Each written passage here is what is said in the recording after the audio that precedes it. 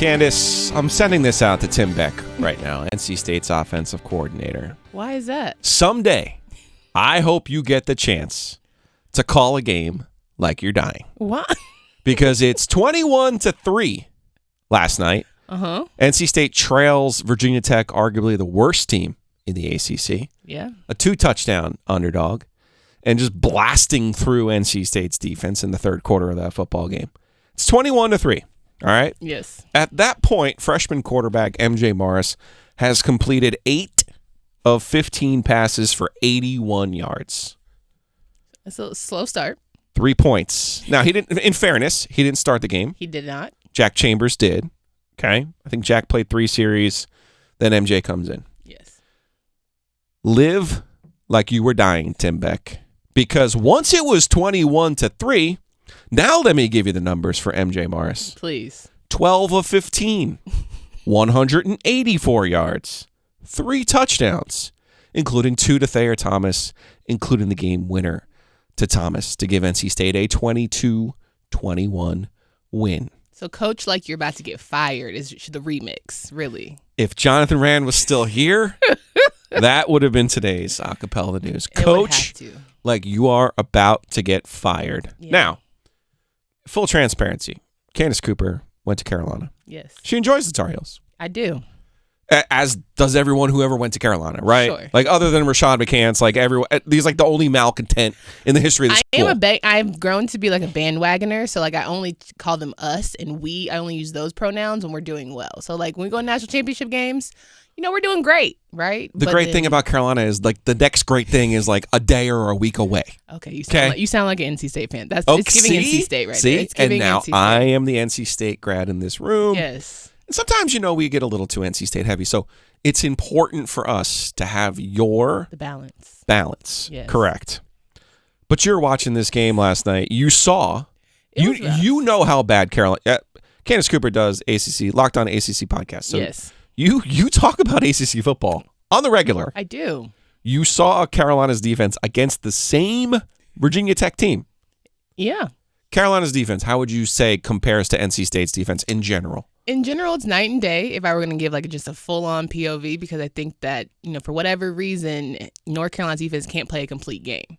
I think that sometimes NC State stumbles, but for a majority of it, that's their bread and butter of their entire program. That's fair. Mm-hmm. Virginia Tech scored 10 points against Carolina. That's 50 fewer than what App State scored on North Carolina. Yeah. So last night when it's 21-3, I'm sitting here going, it felt surreal.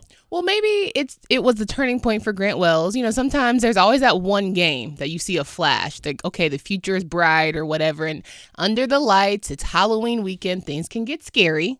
So maybe this was Grant's time to shine. And he was like, you know what perfect way than when the NC State team is struggling, I'm going to show them how offense is run. Yeah, 46 yards of offense in the first half for Virginia Tech, 2 first downs, 5 false start penalties in the first half. Yeah. 5 punts. So, to your point, Grant Wells in the third quarter, they found religion. Yeah. They started throwing the ball, follow me now, down the field to Caleb Smith. They hit a deep shot to score a touchdown. They hit another deep shot to set up another touchdown. It was a hell of a halftime speech, whatever was given to them. Whatever Brent Pry had cooked up at halftime to give them the 21-3. Now, there was no third quarter speech, I would imagine, from Dave Doran or Tim Beck. So why all of a sudden did they finally figure out, if we take just a few shots down the field, good things just might happen? Well, at some point you have to have the honest conversation with short passes and praying for the best is not going to work. Clearly, Virginia Tech's defense was eating that up. So you got to give MJ Morris a chance. Like, he is an actually good quarterback. So I'm glad they gave him the opportunity. Chambers was not the one. I don't know who he was throwing to at times, but it wasn't 2 receivers. Like, it was very obvious that he's just not supposed to be the guy in any capacity. So I'm glad they took him out because at worst, I guess a lot of people were asking, put the freshman in because this can't get much worse.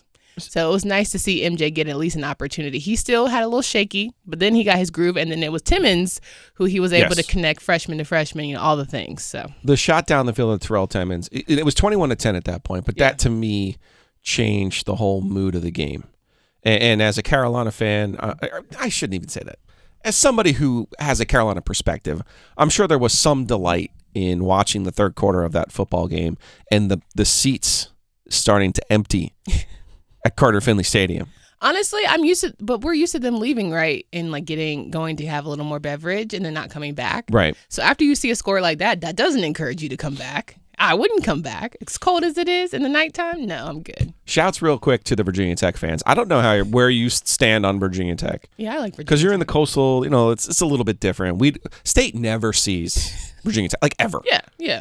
They played them in the pandemic. They Sure. weren't supposed to. Yeah. Played in 15. It was a Friday night game. It was a Jacoby Brissett disaster. They played in 10 when Russ basically soiled himself against them. And 4, I believe, was the year before that, where Mario Williams had like 48 sacks. Yeah. And they beat him 17-16. It was a kind of like Insane, what we thought last night was going to be. So, first of all, there were a lot of Virginia Tech fans there. It's one thing to take over Wallace Wade Stadium, which they do on the regular. That's expected. Come on, shady Wallace Wade. No, but that's expected. Yes. No, I'm being very serious right now. They're the Virginia Tech fans in the Triangle and the ones who drove down from the state last night. They showed out. I was impressed because that's a 2-5 team that's down bad. That's how you know they love Brent and the group, because that was an ugly team that you expected to lose. That being said, 10 false start penalties in the game for Virginia Tech. 10. And that's coming off a bye week where you get to go over the fundamentals again. Right. That's tough. And it's not like you had a quarterback change. They can't. You can't replace Grant, because who do you have next that can even give you half of what he gave? That part of it was so bizarre. It was a little cringe. The first half where neither team was like, "Hey, no, I don't want to lose." Oh no, I don't want to lose. Hey, end of regulation. Let's get the Beamer meme out here. So let's please, for everybody's sake. Wild swings of emotions. It's Halloween. It was Thursday night. Of course that was going to happen. I don't know why anybody expected anything different. In part because NC State was a 2-touchdown favorite and should have just... Who made them a 2-touchdown favorite? That's insanity. When did they score 14 points? Maybe fair. With Chambers? You knew that it was going to be multiple touchdowns? No. Listen to me very clearly. Because Joe Ovius had a lot of confidence in this game. And I even said to him, he goes, "Now they should win." I go, anytime you use "should" with NC State, you have to tread very, very carefully.